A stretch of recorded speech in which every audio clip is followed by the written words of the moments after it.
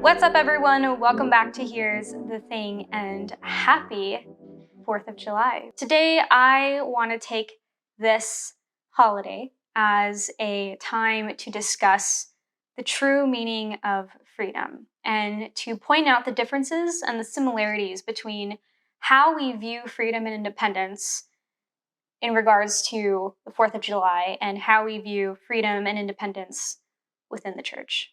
On this very special day, we celebrate the independence of the United States as a nation, as a country, and the right to life, liberty, and the pursuit of happiness. But in the Catholic Church, we see things slightly different.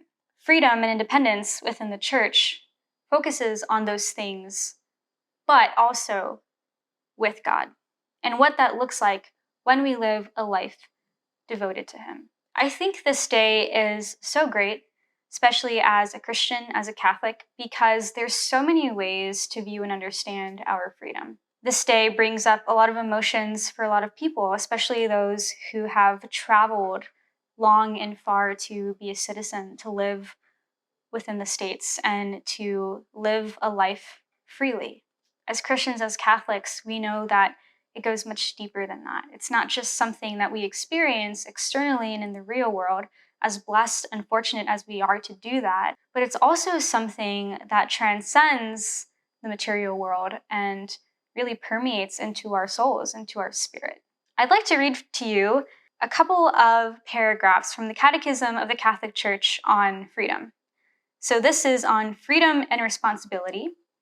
1731 says, "Freedom is the power, rooted in reason and will, to act or not to act, to do this or that, and so to perform deliberate actions on one's own responsibility.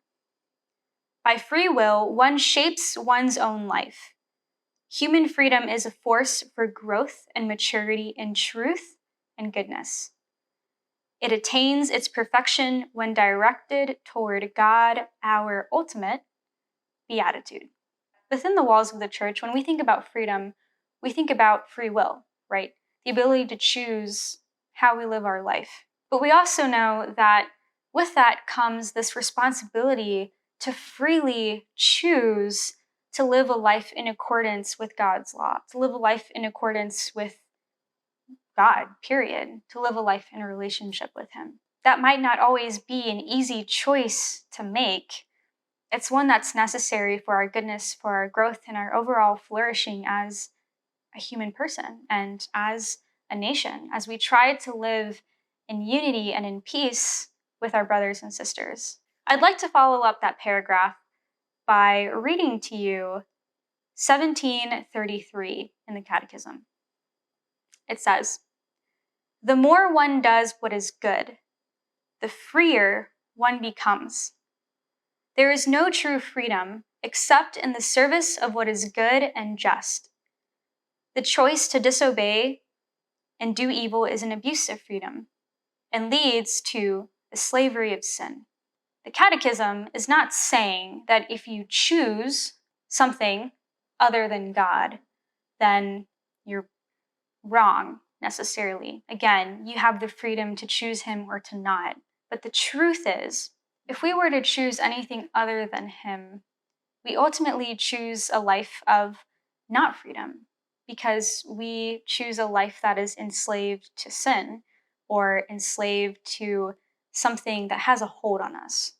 And while God has a hold on our hearts when we choose to love Him, that also brings us more freedom, because that brings us more truth and more enlightenment, which is not just freedom of body, but also freedom of spirit. To live in this world, but to not be of it. What I mean by that is to experience heaven now. I bring this to you today because as we celebrate, I'd also like you to visualize what your life would look like if you took advantage of the freedom you have as a citizen of the US and you merge that with the freedom that you have as an individual that is committed and confirmed, hopefully, in the Catholic Church. Two very different things that go very well together, because ultimately both of them are promoting human flourishing and human happiness. And when we bring the material and the spiritual together, really amazing things happen, not just in our own lives, but in the lives of those that we encounter.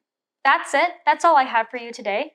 Thank you so much for stopping by. Make sure you give this video a thumbs up, subscribe to the Life Teen channel if you have not already, and leave a comment in the comment section below letting us know what you are doing this 4th of July. Happy celebrating, my friends. I will see all of you very, very soon. Bye!